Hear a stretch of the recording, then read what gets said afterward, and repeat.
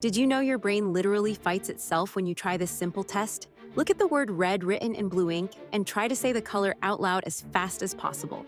Your brain just had a war with itself. This is called the Stroop effect. Discovered by John Ridley Stroop in 1935. Here's what's happening inside your head. Reading is so automatic that your brain cannot turn it off. It instantly reads the word red without you trying. But naming colors takes conscious effort. So when the word says one thing and the color shows another, your brain gets confused and slows down. Your reaction time increases by hundreds of milliseconds.